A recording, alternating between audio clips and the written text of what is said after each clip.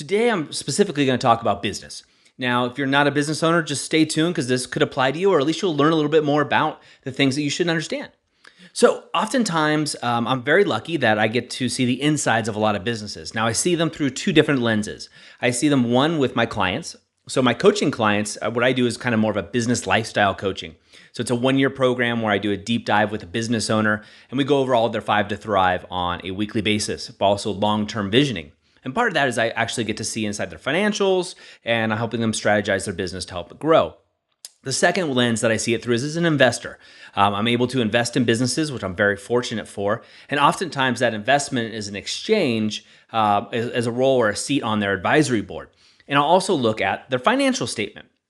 So when I look at their financial statement, oftentimes they'll show, hey, look how profitable I am, Doug. I'd love for you to come in as an investor and kind of act as a advisor or a coach, so to speak, and help us tweak some aspects and see how we can grow this business, and we'll give you X percentage of the business. But when I look at their P&L, or I look at what's going on, and I'm looking at maybe there's 3 or 4 business owners is the one I'm thinking of that I just recently talked to, and they're profitable. They're making over $300,000 a year, and that's fantastic, except for one problem. There are 4 partners in this particular business, and none of them are receiving a paycheck. Okay, so this is kind of common. In fact, it's almost always common. But the problem is to replace 2 of the key members, they would have to bring in somebody at a salary that would be $150,000 a year minimum to replace those 2 key members, and that covers all their profit. Now you have 2 other partners in there that aren't getting paid, that are hoping for some kind of payout. And now they're willing to give me a large chunk of that business to come in as an advisor and help them grow it and help them scale. And so that doesn't equate. So they're in an area what I call no man's land, right? They need the investment, they need the intellectual capital, and they need what I can bring in with my marketing agency and then my coaching to help them scale their business to get to the next level. They're at that gap. The problem is they can't afford it, and they can't afford not to pay somebody else.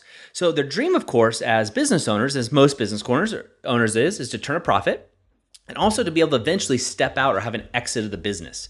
But if they were actually to pay somebody, so pay somebody a workable salary, or what we'd look at as a salary that most people would take, to cover their spot. So whatever tasks that they do. So remember, they have 2 key members in this business. So to pay somebody, it's a minimum of $150,000 a year for the 2 key members. Now the other 2, you could probably find somebody at a little bit lower rate, and they're going to be listening to this, so no offense here, but they know this. But it's still, they would be at a deficit right now, right? So if you're actually to take that $300,000, reinvest it into the business by hiring in and replacing those 4 key workers, you're at a deficit. You're at a loss all of a sudden. And so when I look at a business, and if you're an employee and you look at your business and you're in a business where your boss is just doing a ton of work, and then what would it cost to replace that key person or that key personnel that's part of the business? And that's what we want to look at as far as what we call no man's land, right? So no man's land, again, is that point where you've built the business, you've done your sweat equity, and that's amazing. And if you've done that, I applaud you. I've been there. I totally understand what you're going through. However, if you want to replace yourself and truly be a profitable business, you should be able to at least pay yourself and replace yourself, or at least have the income that you could replace yourself. If you get sick, something happens, God forbid there's an accident, something along those lines. But in that gap between startup phase and then real profitable phase, where you can bring in somebody else to come in as an advisor or a key position in your company, you're in no man's land. You're in this little space where you really need to figure out how to make that profit, how to make that next turn. And maybe it is bringing in an advisor and negotiating something with them, but figuring out what that is. Now, if you're an employee, you want to look at your business or your boss's business and see if that's in no man's land too. I would guess that almost every business I've ever looked at that has gone through the no man's land phase hasn't thought about it. They haven't thought about the fact that they're in a position where it looks profitable, it looks like they're doing great, but actually when you pencil it out and you add in all the other factors, the sweat equity, and you replace those key people, they're actually in debt and they're actually not profitable at all.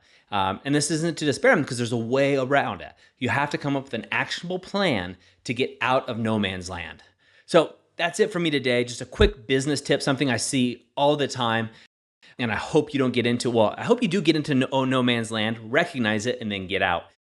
The key with everything, of course, is just recognizing these aspects of it. And again, if you're an employee and your boss is in there, if you have that kind of relationship, sit them down and talk to them about it and look at what that is. Because not that anybody personally is replaceable, but you need to make sure that a business is able to sustain the income revenue in case something happens to somebody. Therefore, it can pay the rest of their employees, their staffs, and everybody can have a nice livelihood. And of course, be the author of their own story. So have a great day. And remember, share this with at least 3 people that you know. Build your tribe, start the conversation. I'd love to talk to you about it more in the Author of Your Own Story group. And that's it for today. Have a great day. And remember, go out and be the author of your own story. Attention all business owners. Do you know how your website stacks up online against your competition? Do you know the current health of your website? Your business is a huge part of your life, and we want to help you succeed as much as possible. Get a free online marketing health report by going to authorofyourownstory.com/business-gift. And don't forget to be the author of your own story.